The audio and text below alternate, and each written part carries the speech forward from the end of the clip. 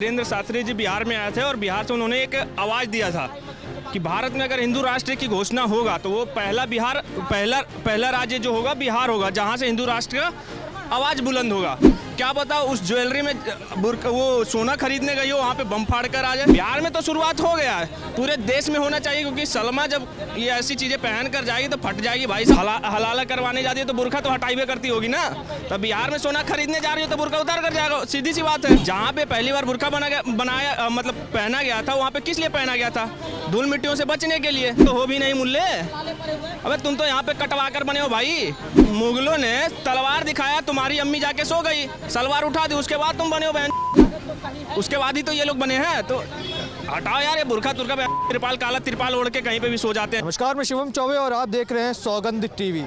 बिहार एक ऐसा राज्य बन चुका है जहां पर बुरखे पर प्रतिबंध लगा है। जी हाँ, बुरखा पहनकर अगर आप किसी तरीके की ज्वेलरी की शॉप पर जाते हैं तो आपको ज्वेलरी खरीदने पर रोक लगा दी गई है। अब ये किस तरीके की बात है, क्योंकि अभी से कुछ ही दिन पहले नीतीश कुमार ने एक हिजाबी महिला का हिजाब खींचा था तो बवाल मच गया था। अब ये बात बुरखे पर आ चुकी है, तो क्या बिहार की जनता इसको किस तरीके से देखती है और खास करके युवा कैसे देखते हैं? ये बुरखा और हिजाब से कब बाहर निकलेगी सरकार?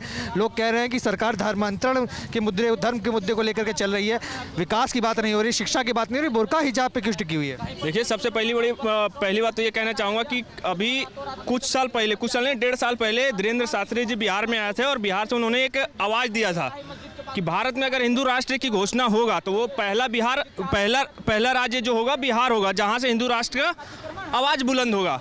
और आज 2 दिन का पहले अगर आप न्यूज़ देखते हैं तो क्या वहाँ पे एक न्यूज़ आता है कि जो भी मुस्लिम महिलाएं होंगी बुरखा पहनकर अगर ज्वेलरी खरीदने जाएंगी तो उनको ज्वेलरी खरीदने नहीं दिया जाएगा। उनको ज्वेलरी जो भी हो बुरका खोलकर ही ज्वेलरी खरीदना पड़ेगा, क्योंकि क्या पता उस बुरके के अंदर आतंकवादी घुसा हो, क्या पता उस बुरके के अंदर लड़की सलमा के जगह सलीम हो, क्या पता उस ज्वेलरी में वो सोना खरीदने गई हो, वहाँ पे बम फाड़ कर आ जाए, इसलिए बैन किया गया। इन सब चीज़ों का हम स्वागत करते हैं। हम चाहते हैं कि सिर्फ बिहार ही नहीं, बिहार में तो शुरुआत हो गया है, पूरे देश में होना चाहिए, क्योंकि सलमा जब ये ऐसी चीज़ें पहन कर जाएगी तो फट जाएगी भाई साहब। सलीम की जगह सलमा निकल रही है, जहाँ पे सलमा को निकलना चाहिए वहाँ पे सलीम निकल रहा है। हलाला करवाने जाती है तो बुरखा तो हटाई करती होगी ना।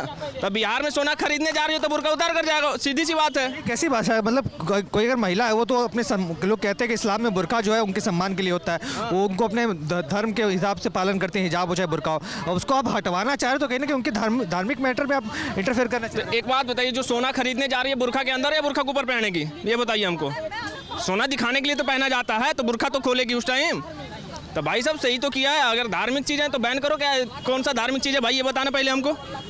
जहाँ पे पहली बार बुरखा बनाया मतलब पहना गया था, वहाँ पे किस लिए पहना गया था? धूल मिट्टियों से बचने के लिए, और वहाँ पे इसलिए बनाया गया था। तो भारत में कौन सा भाई तुम्हारे लिए है? तुम तो हो भी नहीं मुल्ले, अबे तुम तो यहाँ पे कटवा कर बने हो भाई। मुगलों ने तलवार दिखाया, तुम्हारी अम्मी जाके सो गई, सलवार उठा दी, उसके बाद तुम बने हो बहन, उसके बाद ही तो ये लोग बने हैं। तो हटाओ यार ये बुरखा तुरखा, त्रिपाल काला त्रिपाल ओढ़ के कहीं पे भी सो जाते हैं जाकर। इस तरीके की भाषा कहीं ना कहीं मुस्लिम समाज को आहत करती है। अगर उनका धर्म है, उनके मजहब है, वो मानना चाहते मानने दीजिए, दूसरों को इंटरफेयर क्यों करने की जरूरत है? अरे भाई साहब, यहाँ संविधान चलता है, सरिया नहीं चलता। दूसरा कोई ऐसा नॉर्मल बंदा नहीं इंटरफेयर कर रहा। कानून नाम की कोई चीज़ होती है, अगर कानून ऐसा आ रहा है तो हमें उस कानून को मानना चाहिए। और बुरखा नहीं पहनने की बात है तो भाई मेरा तो क्लियर कट बात है भाई, पूरे भारत में बैन होना चाहिए, ठीक है ना। अगर सरकार से नहीं हो रही है तो भाई साहब मौजूदा जो सरकार है, जो पीएम के गद्दी पे बैठे हैं, अगर उनसे नहीं हो रहा है तो भाई साहब आप हट जाइए, योगी को बैठाइए, वो जी कर देंगे, बुरखा बैन कर। अरे सुनो तो सही, वो भाई साहब बुरखा काला नहीं फिर भगवा पहनना पड़ जाएगा इन लोगों को। योगी है वो, महाराज जी हैं हमारे, कहीं पे भी लट चलना शुरू हो जाएगा। अब वो उनको आने दीजिए ना, इनका पता चले इनका नागरिकता खत्म ना हो जाए। आप देख रहे हैं सौगंध टीवी, सौगंध वतन की।